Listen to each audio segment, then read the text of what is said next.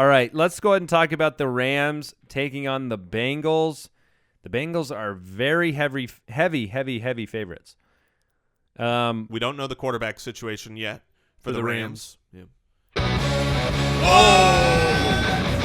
Andy's almost upset of the week.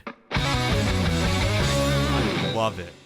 The Rams defense will keep them in the game. That is all I have to say.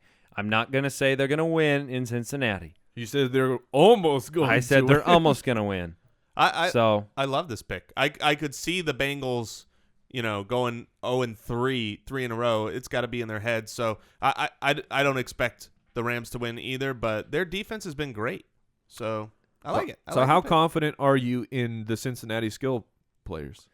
I mean, you got A.J. Green. We talked about this in the studio a lot this week. A.J. Green's season is a result of Tyler Eifert's red zone proficiency. No team throws more touchdowns to the tight end than Cincinnati does. Well, Tyler Eifert catches a touchdown every 4 times. Every 4 times he catches the ball, one of them is a touchdown. Yeah. Which is a ridiculous stat that is one of those unsustainable things, yet he continues on. Yeah, I don't know that is necessarily unsustainable, the way they use him in the red zone. Yeah, somebody could have made that argument about Gronkowski years ago, and it's very sustainable because you are a high percentage red zone target.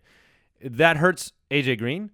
And now that being said, in this matchup, the Rams defense is great, and they give up 0 passing touchdowns in 40% of their games.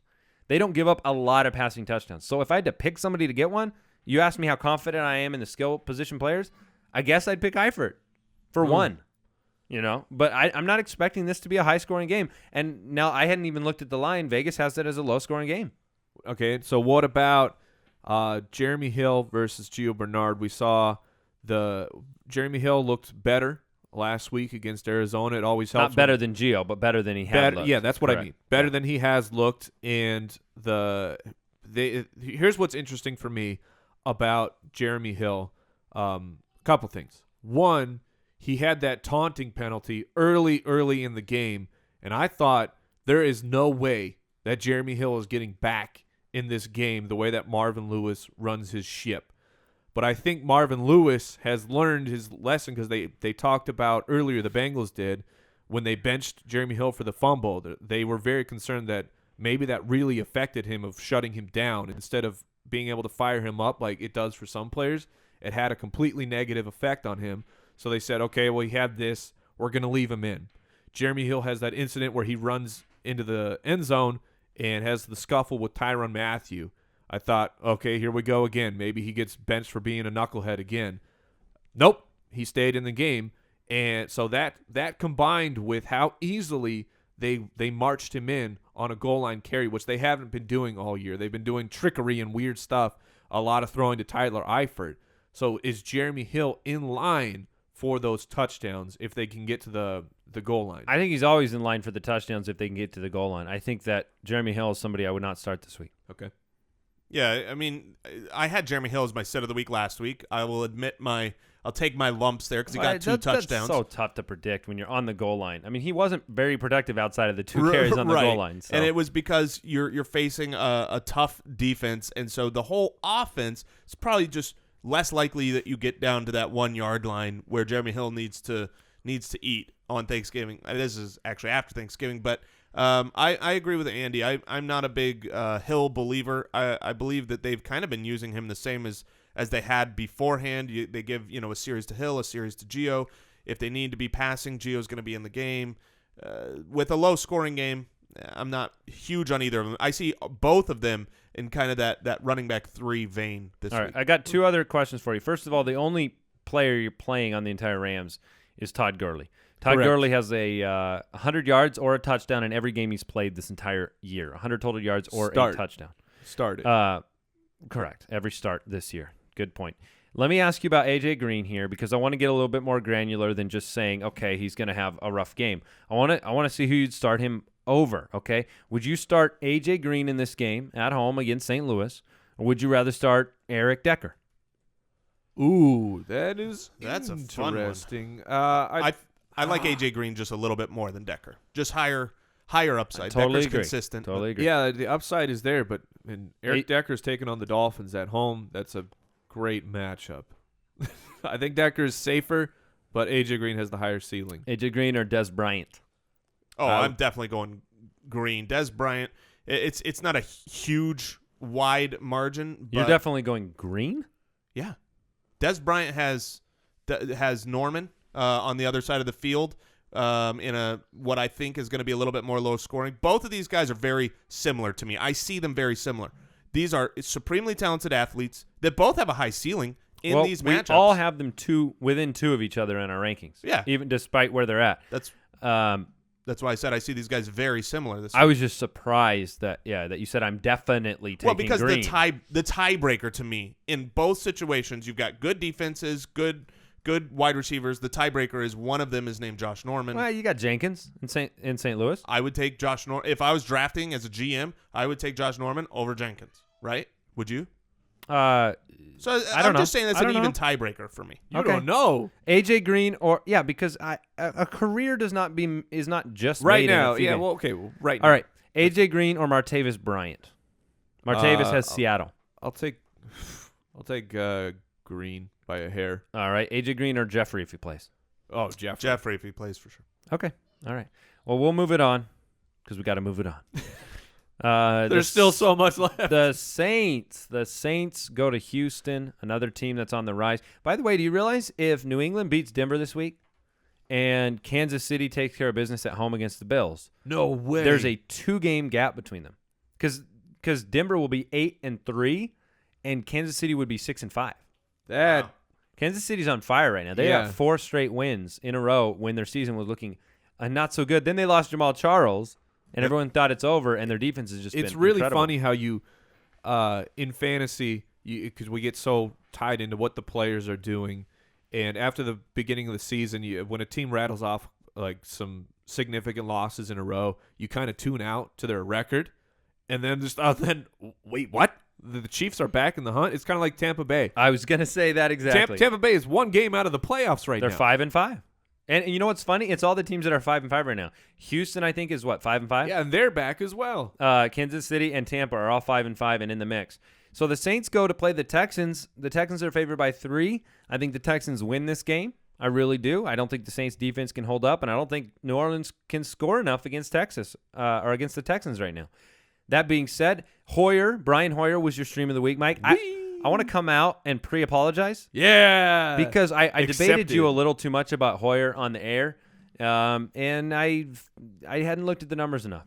He's been really good when he started. Yep. And how can you not be really good against a team that has given up incredible amounts of fantasy points? I think we looked at this, and their last 4 games they've given up like 40, 43, 60 to Eli, and like 35. So, I mean, Hoyer is in line for a great start. And the Texans average 43 pass attempts per game, which leads the league. So you have that much passing volume against that porous of a defense. And Hoyer's a good. That's why you started the show saying the craziness of would you take Hoyer over Brady? All right, we're going to play a little start and sit with this game, okay? Alfred Blue, start him or sit him? Start.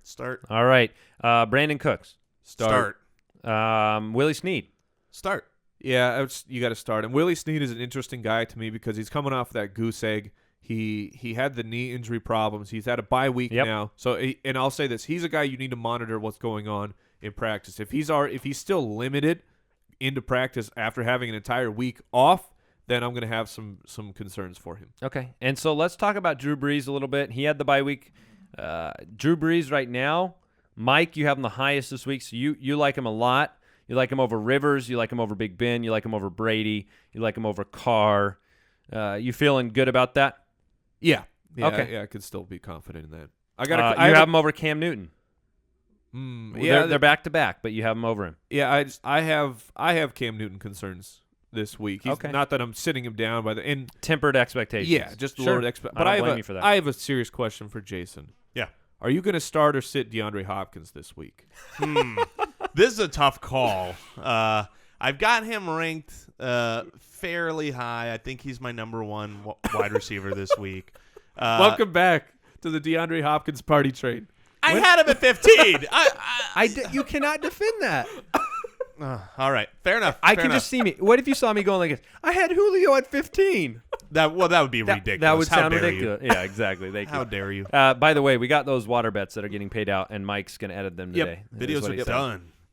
All right. Anything else from that game? We know the story, right? The Saints, 29th against the run, 31st against the pass. A dumpster fire. Nasty Nate. You like Nasty Nate? I think he's an okay play because of how bad the Saints defense All right. is. All right. Is it Devin Funchess or Nasty Nate? Nasty Nate. I'll go All with right. Nate. The Buccaneers go into Indianapolis and take on the Colts. This is the Jameis Winston experiment. He has been ascending. He had 5 touchdowns last week. Obviously, he'll have 5 in every game the rest of the year. No, that's not true. But, he's playing better. He's got a weapon back in Vincent Jackson. The running game is getting it done, right? I think we looked this up yesterday. The Tampa Bay Buccaneers were, I believe, 2nd or 3rd in the league in average rushing yards per game. This moves the offense down the field. So, Jameis Winston, I'm willing to start this week. I think Winston is interesting this week because for the stat sheet, when you go look back on Winston, he had a monster game, a monumental, huge game. But if you watch the entire game, it looked exactly like the magic year of Nick Foles when he was on the Eagles, where he's getting away with all kinds of mistakes. The running game is a huge part of the game because if you remember in the Eagles when Nick Foles was there, that's when Shady was going bananas. But Winston got away with so many throws that should have been picked off and were just terrible decisions, but every single one of them connected. So I do agree that I think Winston is a decent start here, but I have I really want to see what he's going to do against a Colts defense that is not good. Speaking to moving forward with Winston, this is a nice barometer check for me. Yeah, he's actually had 12 touchdowns, including the touchdowns on the ground, in the last 6 games. Only 2 interceptions, and those both came in the same game. So there's only in the last 6 games, he's only thrown an interception in a single game. That's not to say that that's going to be the trend going forward, but he's better than we have been looking at Winston because he got off to such a bad start, having that 4 interception game early on, right after a 2 interception game. So he's definitely startable. All right, let's talk about Doug Martin. Let's talk about Doug Martin. He had a huge week last week. He's kind of known for these breakout monster games. He had a couple duds, and then all of a sudden he gives you 200-plus yards on the ground. Are you extremely confident with Martin this week going up against that Colts defense that ranks 21st in the league? I have him ranked this week as my number 1 running back. So Whoa. I would say so you're somewhat confident. I am somewhat confident in Doug Martin. I don't see any reason. They hand the ball off to him. He's got the 3rd most carries in the league. He's been running great all year. He's had a couple games that have been down, but if you watch the film, he has looked like he looked when he was a top back a couple years ago, and the Colts aren't going to be the team that just completely bottles him up. So I like Doug Martin in this game quite a bit. So the line is the Colts are favored. That's correct? Favored by a field goal. So what do you That makes sense. They're at home. Yeah. So I was just wondering what you get. We don't normally talk that, but what were you guys? Do you think the Bucs can take this game? This is going to be I actually believe the Colts will win it. At home. An interesting trivia fact here. Let's see if the listeners will give him a chance to play. I got to remember them all now. The undefeated quarterbacks who have started at least 3 games. Yeah. And you have 3 of them. I know them. That's good. So we had Tom Brady, Cam Newton, and Matt Hasselbeck. Matt Hasselbeck has not lost a game this year, and I don't think he loses this one, to be honest. This is a game that if it was in Tampa, I'd probably flip. I think the line would flip, and I think people would be on board with Tampa. So who are you starting from the Colts? Because I'm not playing Hilton if I don't have to. I'm starting Frank Gore. Yeah. I've got him as the highest ranked RB2. And what about pass catchers, though? I could see myself playing Fleener if I was desperate at the tight end position. Fleener's kind of the only one that I would take the gamble on. And then obviously, yeah. So anybody else want to talk about? Evans, Vincent Jackson? Yeah, Vincent Jackson I think is an interesting guy. Are we right back in with Vincent Jackson? He had a pretty good game last week. He took his time coming back and looked fine this last week. What's the health of Vontae Davis? Is he That's a good question. He hasn't looked good anyway. Yeah, I mean, well, he's had that's a very why mediocre year. that's what I was It's wondering. a good question. I feel pretty confident with both of those guys in this game. I do too. Being Mike Evans and Vincent Jackson. Correct. And also, Austin Seferian-Jenkins is reported he is going to be back any month now. Any month? Any month. He might be back by February, but he's been practicing for about a year. That's how I felt when Dorial Green Beckham was not getting targets. I was like, any game now. Yeah. Any quarter now.